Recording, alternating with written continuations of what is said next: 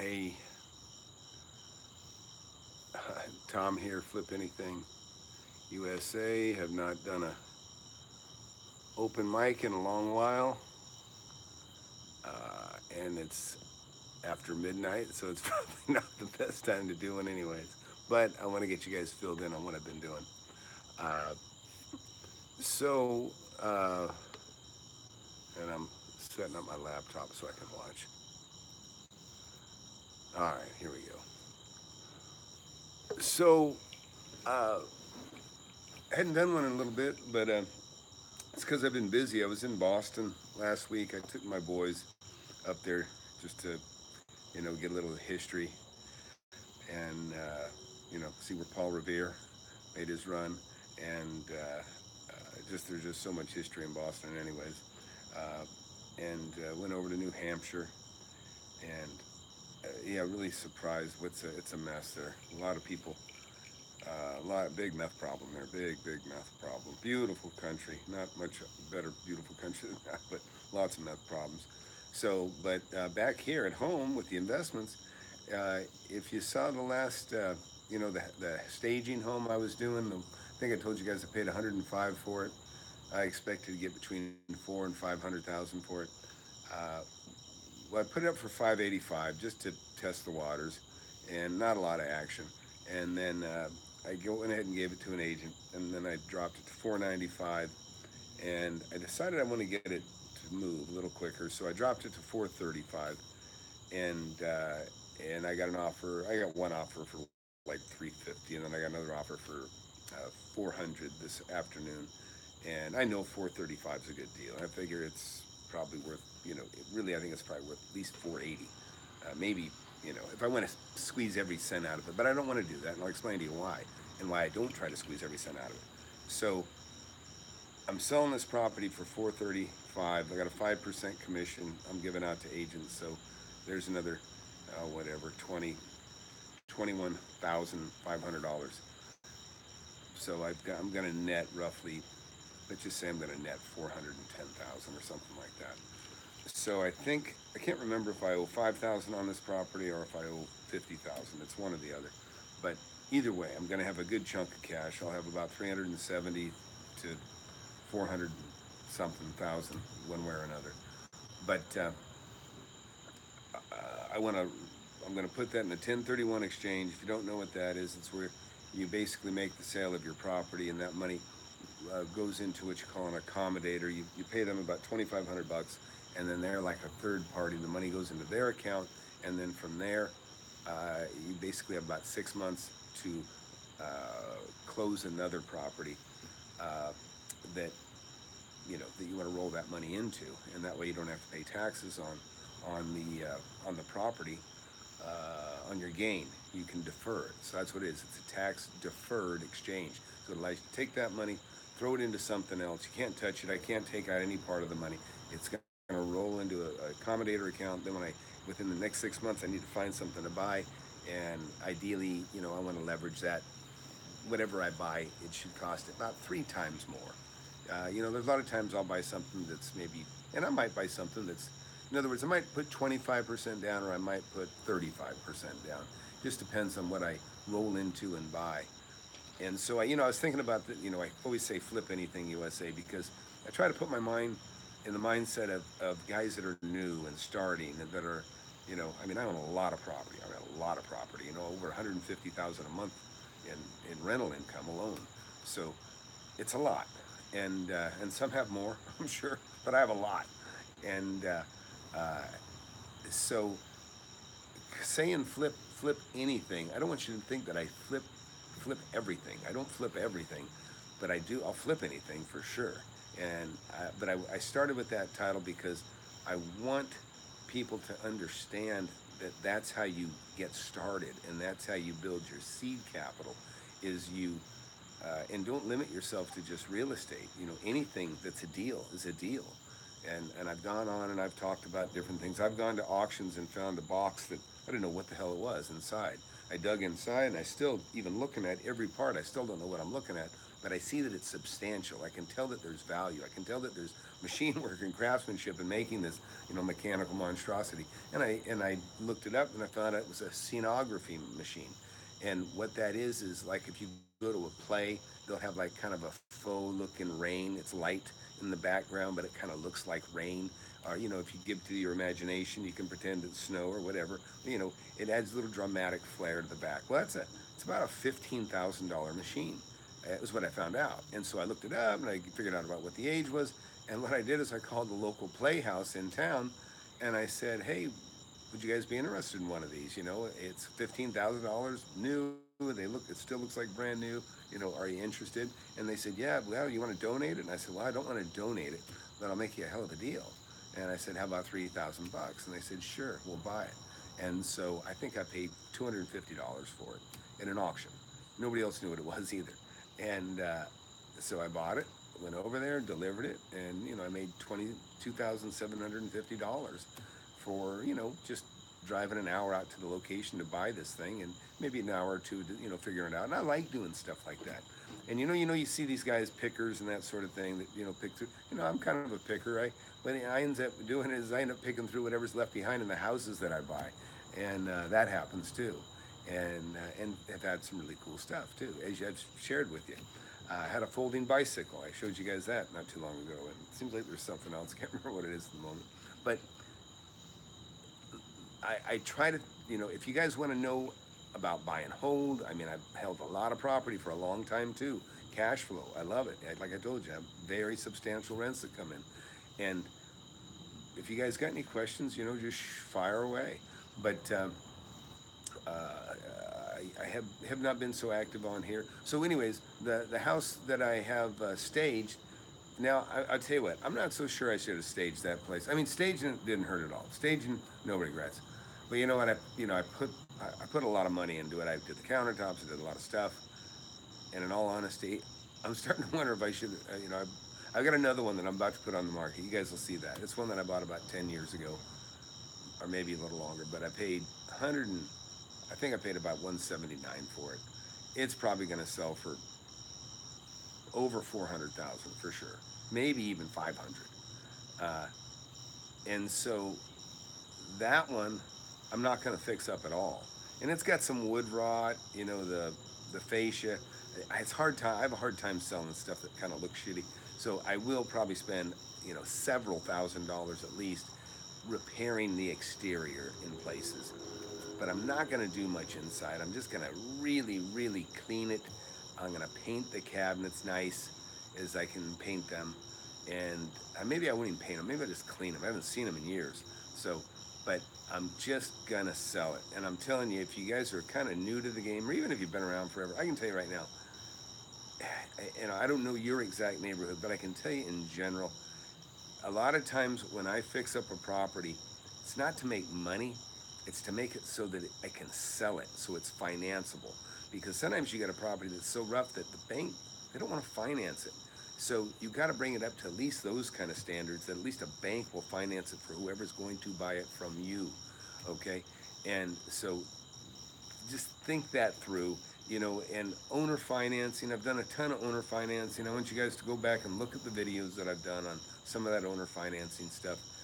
It's very important because the way times are right now, it's pretty easy to get owner financing. And I say that because the interest is very low, but it is starting to go up, which is also gives me a little fear about property values. I think that where you've kind of peaked in property values, or where they've gone up quite a bit in the last 2 or 3 years, I think they're going to plateau here.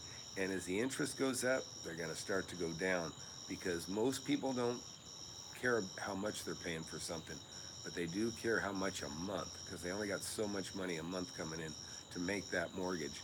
And that's what kills the values, is the loans, the interest rate on the loans. So anyways, when I'm in jiu-jitsu, so I've been in jiu-jitsu real heavy here for about a year. My boys are in it too. And, it's like anything. You practice, and you get better at what you do. Practice makes perfect. And so it's kind of the same thing, what we're doing here. you have to constantly check on the property, check on things, check on values, so you know what the values are. You got to always know what value are, because you're like a deer in the headlights if you don't know what things are worth. And I told you guys I just bought a new Cayenne, whatever the SUV one, Cayenne S, and I paid like 94,000 for that thing. Now I don't like paying that much for a car. I don't. I just don't. I don't like to. But what kills me most about that is that before I bought the one that I had, is that I found one. The first one I drove, it was almost exactly what I have, exactly what you see me driving around in now. Tan, white, interior, except it was turbo. It had way more features. It was really about $135,000. I would have had to spend $135,000 or maybe a little more to get what that car was, the first one that I drove. And I could have bought it for $58,000 with 35,000 miles on it, but I didn't. And it's because I wasn't prepared. I didn't realize it was that good of a deal. I just did not know. And so I passed on it for the day.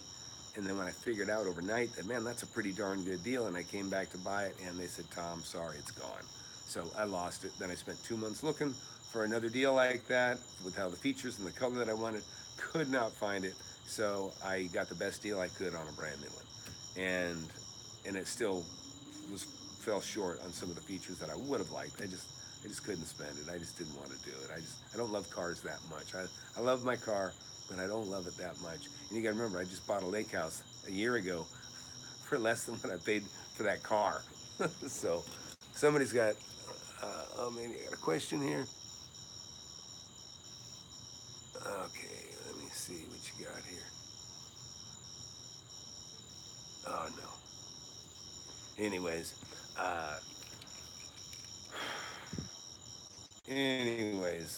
that's about it right now. So I'm gonna take that property that I got going. I'm gonna flip it. Uh, I'm gonna flip it. I've held it for 15 years. I wouldn't really call that a flip, but it's been a rental for all these years. I paid 105 for it. In the course of it being rented all these years, it's just about completely paid for itself. So, I was starting to think about it. I think it's possible if you get to where you make about $3 or $4 million, have that much in wealth, and I don't mean cash, I mean in real estate.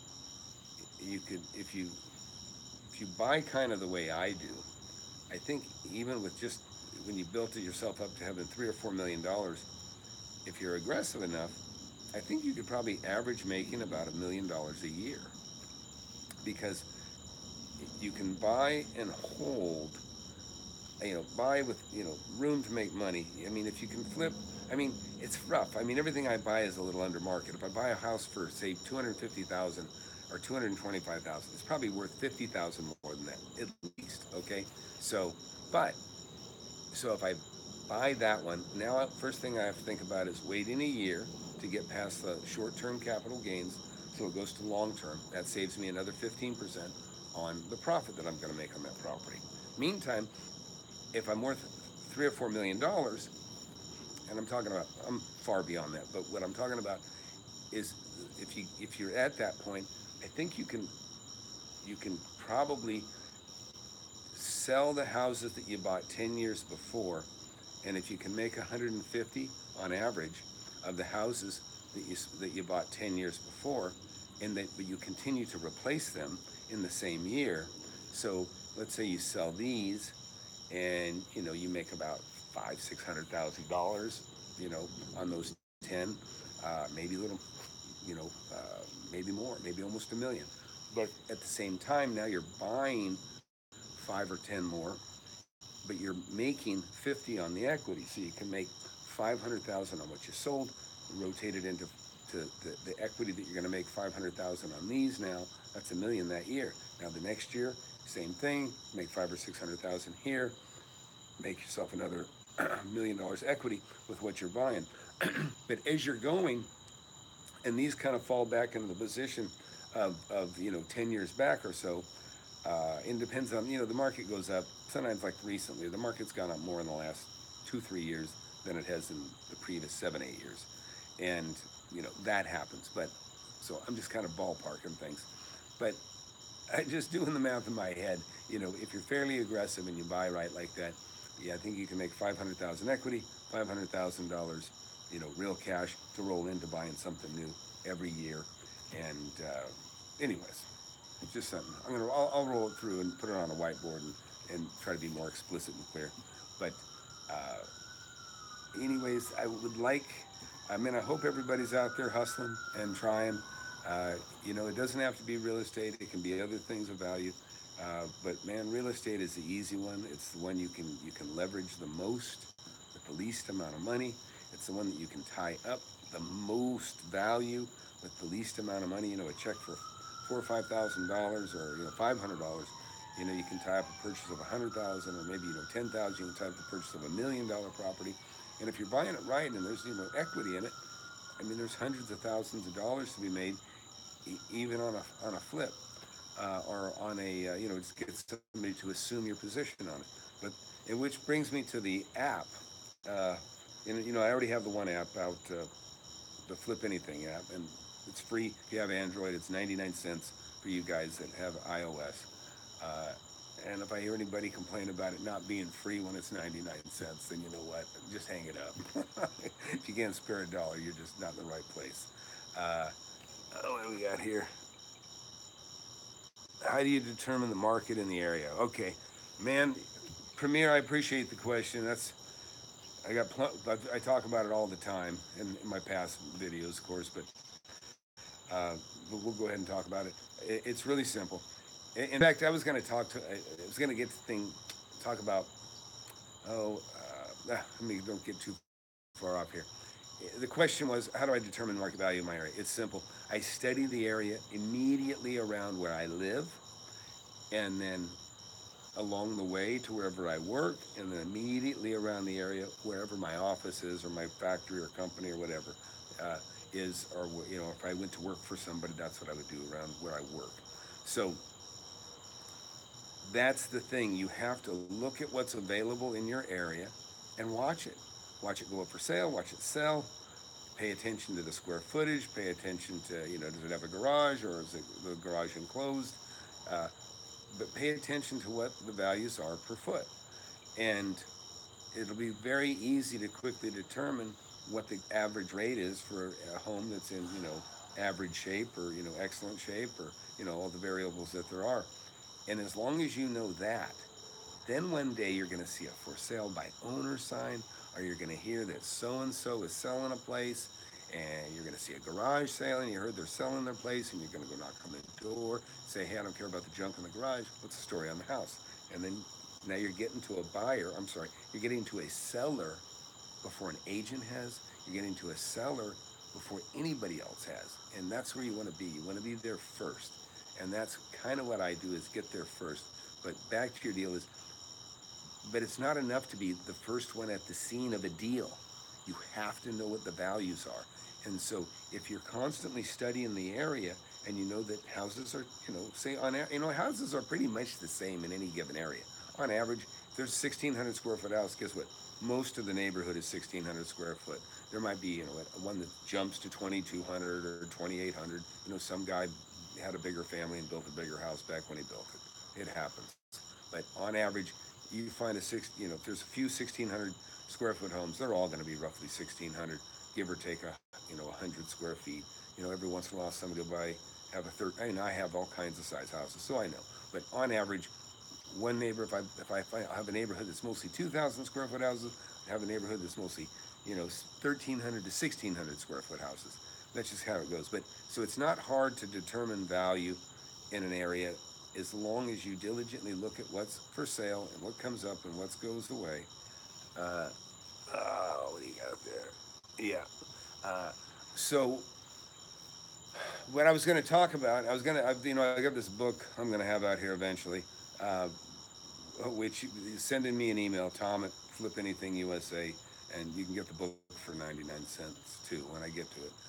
Summer's been making me real busy, but I was going to have a chapter called The Barbell.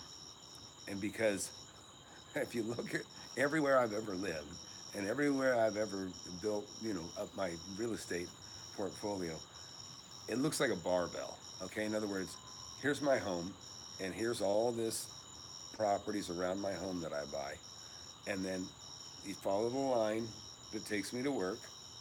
I buy properties along that road, okay, and then you get to my office or my building or factory, whatever I have. Uh, you'll see I start buying around there too. And so the effect is it looks like a barbell, okay? Because it's just, a circle here of homes or buildings that I own or homes that I own, and then it's a circle of buildings or homes that I own here, and then it's a string of buildings that I own in between. Usually it's buildings in between because it's more of a thoroughfare that I would be concentrating on. But so I'll buy commercial property along the way to and from my office, and wherever my office is, I'll I might buy a couple of buildings around my office and houses around my office because presumably wherever my office is it's going to be in an industrial area or a commercial neighborhood. And that's what I have. If you looked, and we'll go through it someday, but you guys see the videos that I do. When I'm home, I'm usually visiting, not exclusively. I love commercial. I love industrial. I love office. I love just rental income that's business related. And so, but wherever I have a home, I own quite a few houses around the home because I always think that I'll have my kids will move into them and they'll live near me someday or who knows what. I go through that fantasy, and then but the other thing is I buy buildings all around those homes or where my house is too. And then in between, like I said, it'll be more of a busy thoroughfare. That's where I pick up more commercial property. Then where my building is, the same thing. I buy buildings, but I also buy houses around my buildings too. So, anyways, that's my barbell. Uh, Somebody else got a few things here. What do we got? Okay, so you got that, Premier. Did that answer your question? Okay. Oh yeah, right. The book. The book's written. I just got to update it. I wrote it in '92. Uh, anyways, yeah, I ought to just break out and read you guys a chapter. I will tell you a chapter that I got in there right now that and it's actually kind of based on one of the things I was talking about here not too long ago. What's funny is when I go back and I've read my book, it's exactly what I teach you guys today. There's no difference. The only thing that's different is the internet didn't exist when I wrote the first book, and and so a lot of the data for getting information is available online now that it didn't used to be that way. But one of the things I try to give you guys is motivation and and try to just kind of unveil what it really is because so many things seem hard that are not. Even like you look at a Segway, right? Look at a Segway. I mean, it kind of looks like you need balance, right? And then you realize, oh man, you really don't. I think balances itself. It takes care of your balance. I just rented Segways in Boston for the first time. They're actually invented in New Hampshire, by the way. But me and my boys are on those things, and I mean, you get on it. I mean, if you didn't know how to ride a bicycle, you would still be able to ride a Segway. That's the truth. And that's kind of like real estate. People have these, preconceived ideas that it's complicated, and it's not. Or they think, oh, I don't want to sell land, or I don't want to mess with land. That sounds too complicated. Well, whatever house you're buying or whatever building you're buying, guess what? It's sitting on a piece of land, okay? So it's more complicated not buying land. Now, there is something to be said. Does it have utilities? Does it have water and electric and all that other stuff? But you know what? It's not that difficult. It's not that hard to mess with. And really, a lot of you guys might be sitting in a gold mine and not know it. One time I was in an area, and one of these days, I'm going to show you guys. I was in an area and I bought up, I don't know, probably 60, 70 lots, individual lots. That's one handshake at a time, man, buying these properties and selling them. And it was very, very, very profitable because I basically I bought up every available lot that I could get at the best deal I could. Then I went back and I went to the guys that were tougher to buy from, and I started buying those up. And then there was these other guys that were holding out for top dollar. So what I did is I bought up all the available inventory in the low end, and then kind of all the available inventory in kind of the middle and next. Because what happened is because I was buying up all the property at the low end, I was kind of setting the values by making these deals at the lowest possible price. And then I'd point to those lower price deals for the guys that are in the middle that are a little more than these lots, but still not as much as the guys that really have the best lots. But I'd point to the lower selling prices, and then it'd break them down a little bit, and then I'd buy those cheaper. Then I'd get to the guys that had the highest dollar, and I'd try to make a deal to bring them down, but maybe we're just too far apart. They're holding out for the most.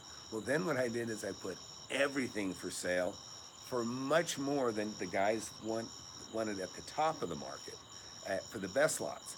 So they were asking, say, 30, and I was buying most everything up for 10. So I put everything up for sale at a higher value, and then these guys started to sell their properties, number one, and now theirs were all gone. So now I bought all the middle and low end stuff, and now I had all the high end stuff sold. And I had some of that stuff too, my own, that I owned myself, but I had it all sold because I put mine up for 50, so everything sold for 35, and now I own the market. So now I can put everything up, within reason. I could put it at the top of the market, and I set the values now. And I sold everything, and I did really, really well. And it took some time to do, but you can even do that in a small neighborhood. If there's only 3 or 4 lots available, in this subdivision or another, you can buy those lots up. And then, you know what? And the ones you can't buy, it doesn't matter. You're going to put a big high price on yours, and then they're going to sell theirs, and now you're the only game in town or in that area. And then you got a little bit of a monopoly there. So let's see what else these questions are. Okay. Where can I get a free letter of intent document? Okay, LOI document to submit to brokers that have sellers' properties already under contract. An LOI letter is, you just type it up yourself. A letter of intent is, this is what I plan to do. If we make a deal, I would like, a letter of intent, I don't like them. I don't even accept them. People try to send me a letter of intent, and I say, you know what? I don't even want to hear it. Send me a contract. Send me a contract. That's it. I want something with your signature on it that when I sign it, you're stuck. You're committed. Let me not say stuck, but you're committed. When I go to buy something, of course, I don't want a letter of intent that you're going to sell it to me. I want a letter of intent that, I don't even want a letter of intent, period. I want a contract. So I'm a contract guy. Letters of intent mean, hey, I might buy your property, or hey, I'm kind of serious. A contract says, I'm serious. So what I would tell you, Double G, is just simply go talk to these people that have them, and just find out what they want to hear from you, what they want. Because, I would be working on, if they have something you can buy, that they can assign to you, just get comfortable with what they have, and then have them assign it to you for a fee, and then close the deal. What else we got here? Dr. Thrive. Oh, yeah. Well, I'm doing fine. But brokers that have sellers' properties already under contract. I don't know what you mean.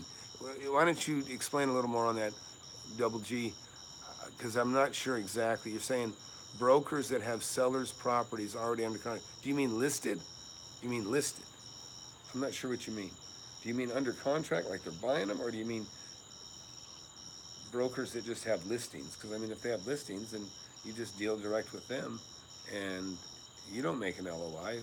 They would create that for you, and really, ideally, they'd be creating a contract. Yeah. Okay. Yeah. So yeah, a listing. I would call that a listing. But yeah, if they have it listed, then you should just be talking to them direct. And here's the deal. People play things differently. People act like they have more money than they have, and maybe that works for some.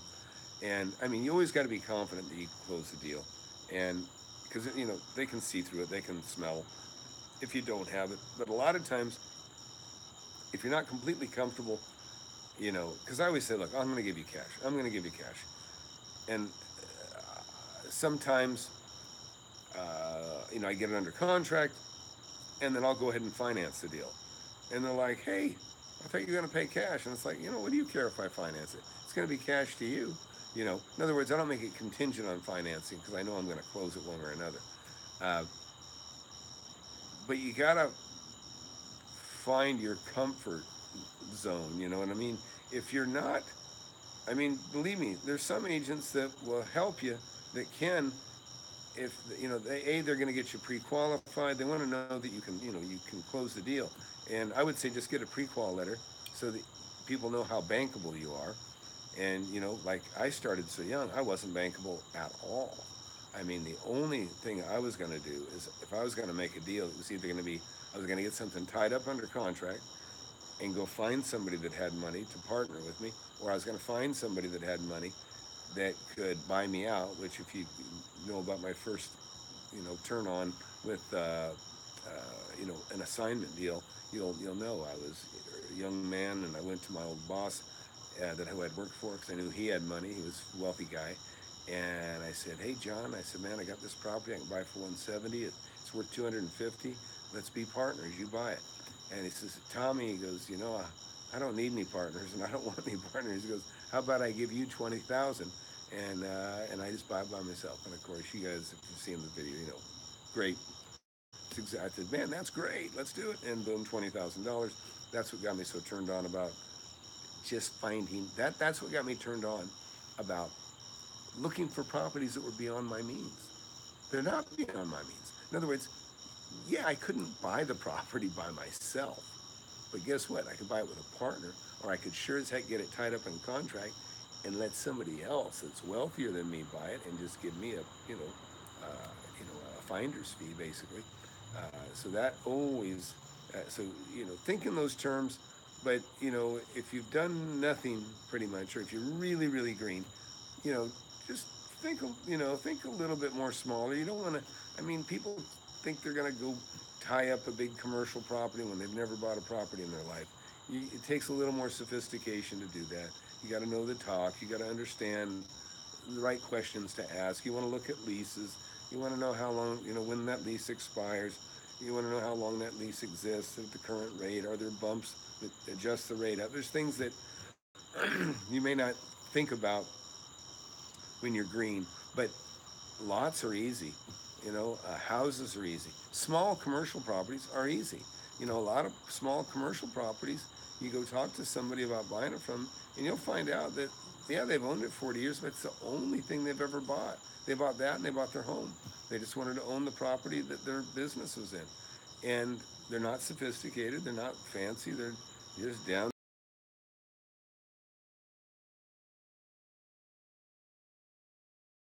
And if you know what you're doing, you're going to go, okay, let's do it. And you're going to sign it up, and you're going to write a contract. Not a letter of intent. The problem with letter of intent is it's a letter of what you might do.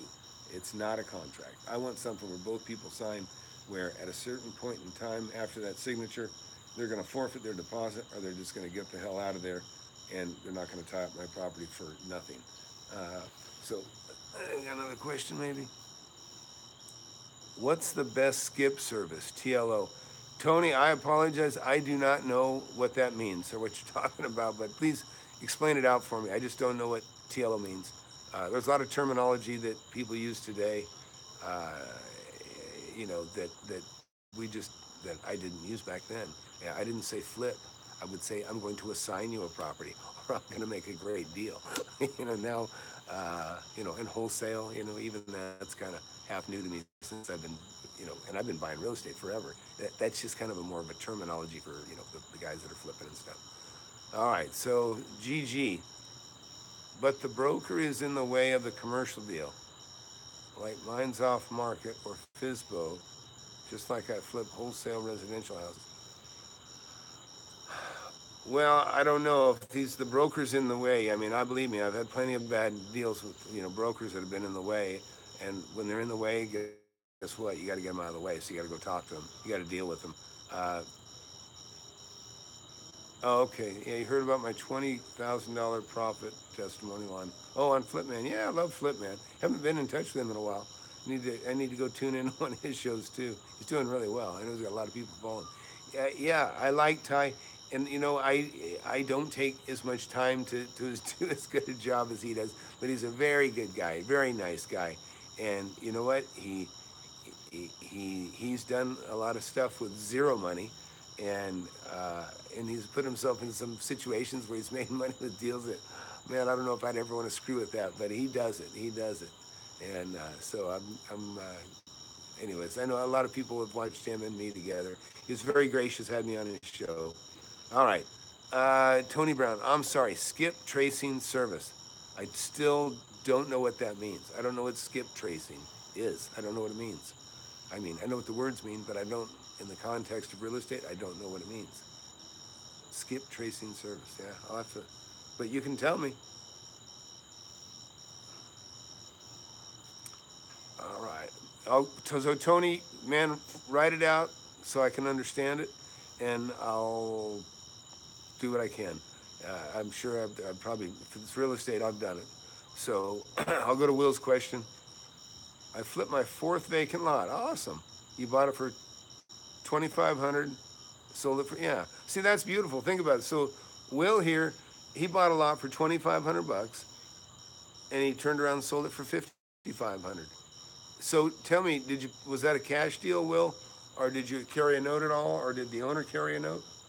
Because that's one of the things I did is I would go buy a lot with as little as possible. If I could put $3,000 down and pay 10 grand for it, I would. You know, once in a while I'd have to pay 10,000 cash.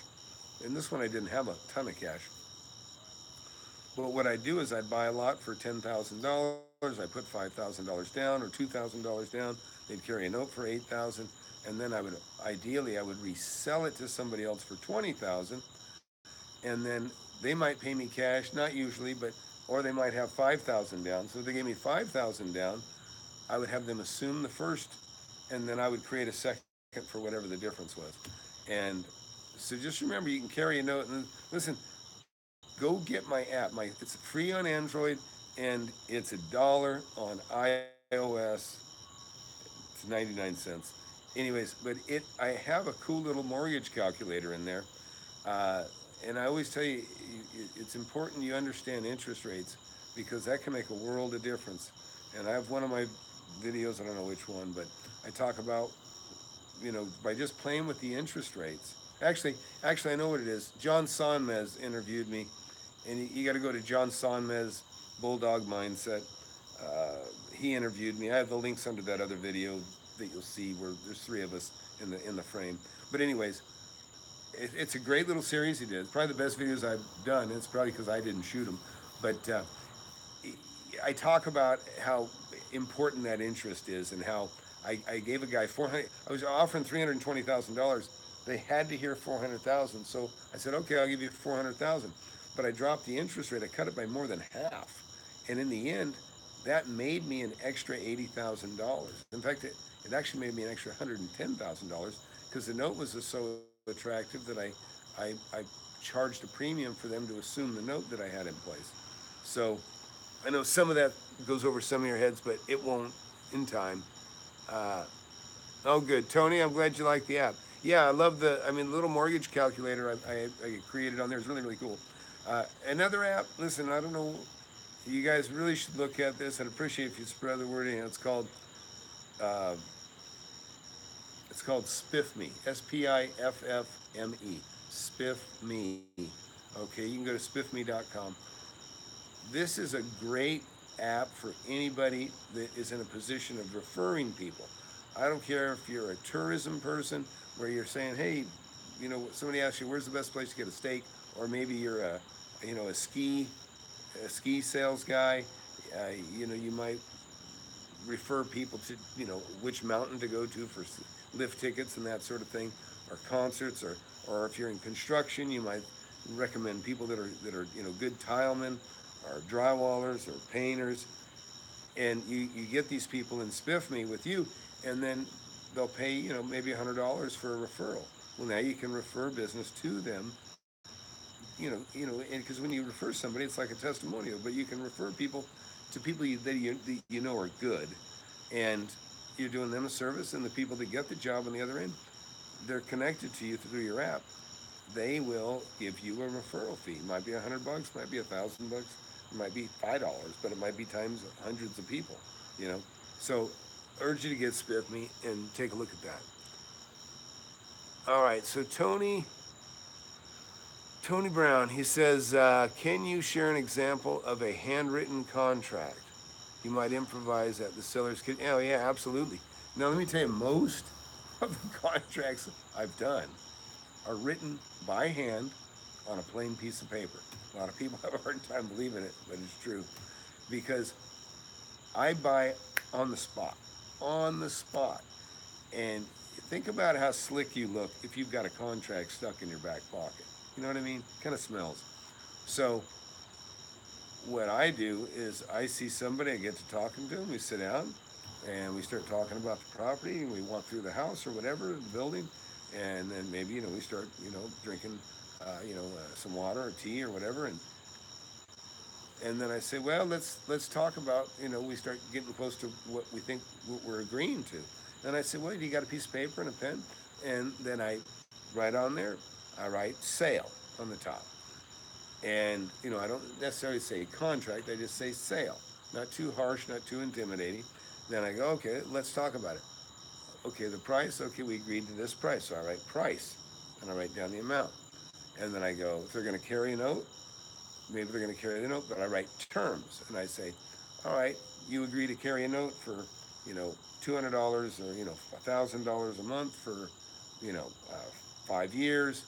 And that's going to be on a note of 80 grand. And we agree the interest rate will be 4%. See, I just keep writing down everything as we agreed to it. I'm writing, after we talk a little bit and we kind of hash it out a little bit, then I say, okay, let me get this straight. And then I write it all down, and I write sale at the top, don't forget. And then I write the terms, the price, what we're agreeing on terms. Or the terms might be all cash in 30 days or 60 days, and I'll always make it subject to a clean title report. I don't want to make it subject to me being able to get a loan or something else that's, would make them unsettled. But I say, okay, this is subject to a clear title report so we know that you own it free and clear, which is almost always the case. Or, or that they own it, they might owe money on it, but they own it. There's no other liens on it and encumbrances. So by the time I get to the bottom of my plain piece of paper, I've written a contract.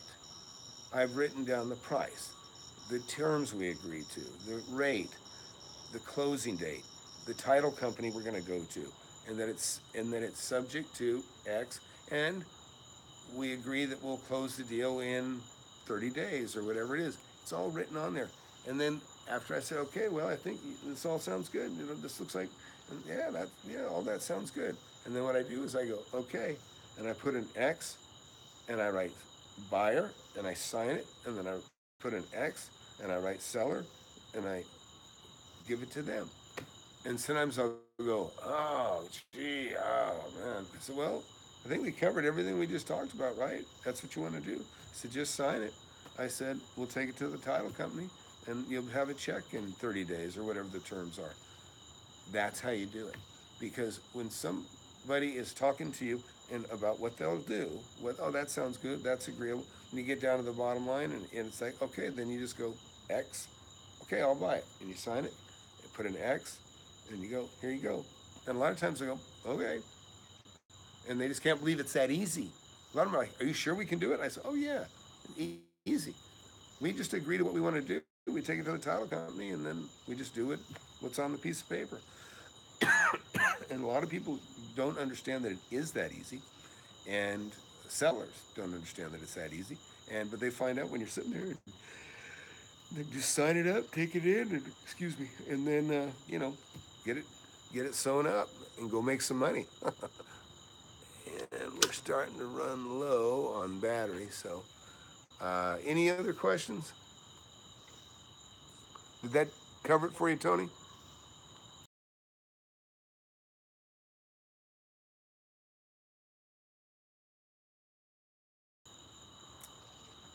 But another thing too, okay, good. Another thing too, when you go to bargain with somebody or talk to them about their property, be very, very sensitive. Be very careful.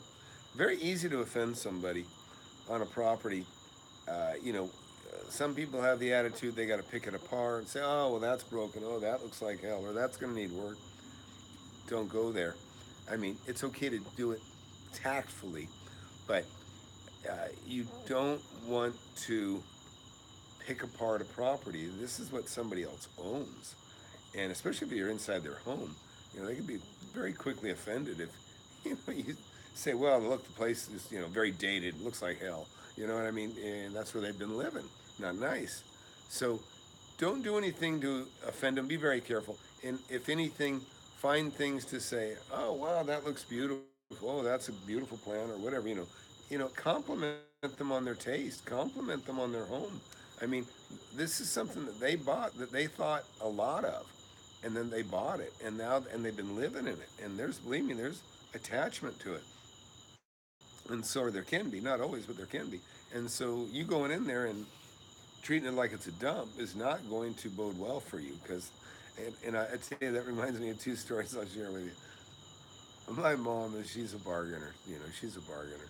So she goes to a garage sale and or a yard sale, and there's like a fire file. If you don't know what a fire file is, it's a file cabinet, that's about that thick. It's like a safe, and it locks, and it's super insulated, so you could put cash or very important documents in there, and if your house burned down, everything's still nice and cool and not burnt inside that fire safe.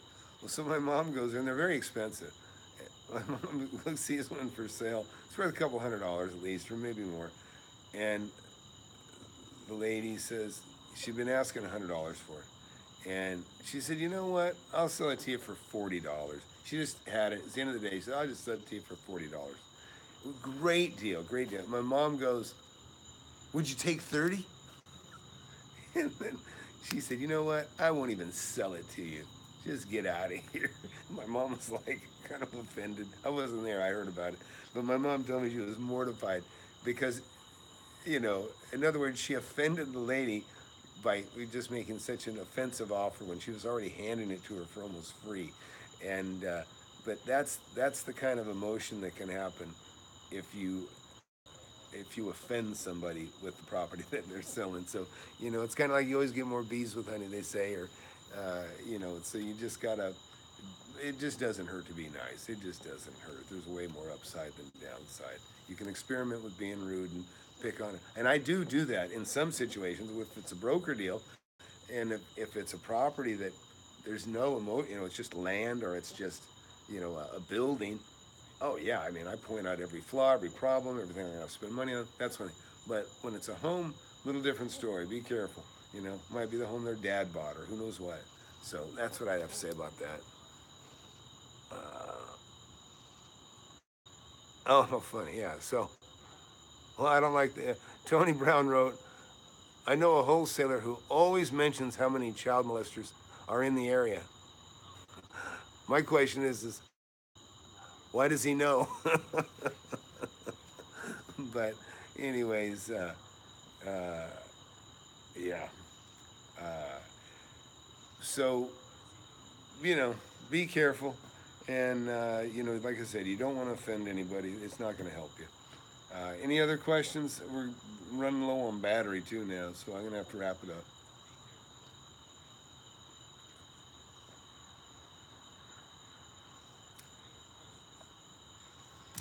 Well, anyways, so I think I kind of caught you guys up on my latest deals. Oh, I have something kind of odd happen. I have one of my tenants actually shot someone. I don't want to go into too much detail because I don't want anybody trying to figure it out.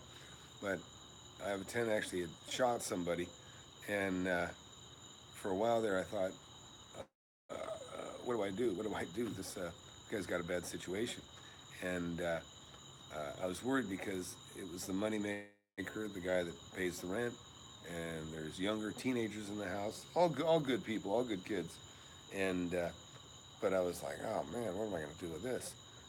Because I like the guy, and now he is in jail, and I like his kids, and but I'm hoping there's an uncle that can come in and kick in and cover rent, and so I was kind of worried about that. But anyways, long story short, He posted bail, and he told me, I talked to him, he's a very nice guy, and he said, oh no, you know, there's a reason. There's a reason, and two sides to every story, but it sounds like he's good, and so I'm glad. So that's what I was going to say about that. Uh, what else we got here? Yeah, that's about good. Okay, good deal. All right. Oh yeah, yeah. Thanks, Tony. Yeah, I laugh every time I think about that story. My mom's just so tight. I assume that's what you're talking about. And I've had a couple of heartbreaks too, man. Believe me. This car just recently, and shit. There's another house up the hill here that, son of a bitch. I talk about that one often. About the guy that I went back to buy it from, and he was asleep, and I let him sleep, and as a result, I turned around instead of knocking on the door, waking him up. I left, and then the next day he sold it to somebody else. Where if I'd have just woke his ass up, it would have been mine. So, anyways, very frustrating. Uh, but all right, well, hey, down to 12% here on the laptop, so I'm sure the phone isn't faring any better, which is my camera. But hey, thanks for hanging out with me, guys, and please spread the word. Please go get that Spiff Me app. Okay, go get that Spiff Me app. Download it, and you'll see you can join Spiff Me. I mean, you'll see it. You'll go in there and you join a company that spiffs, and also you want to get companies in there, but have a look at it, and I'd appreciate it if you would. I'll look for your name in there, and be sure to write me at Tom at FlipAnythingUSA, so you can get the my book if I ever get the damn thing done. It's done. I'm just adding more chapters, but I'm busy. Summer's kind of a nightmare. I take off a lot of time with my kids, and I got so many more summers before I'm going to be like an empty nester. So that's my high priority right now, is hanging out with my boys and girls. So, anyways, have a good night, and please share, subscribe, and like the videos if you like them, and I always appreciate that. So that's it for now. Take care. Thanks. Let's see. Yeah, man. Thanks, Will. Thanks, Tony, Double G, and Will, Dr. Thrive, and Premium Events. Thanks a lot. I appreciate it. So have a good one, and we'll talk to you guys, soon. I've got a couple videos I'll post here pretty soon. I haven't had time to post that are not live, obviously, but we'll catch you guys later.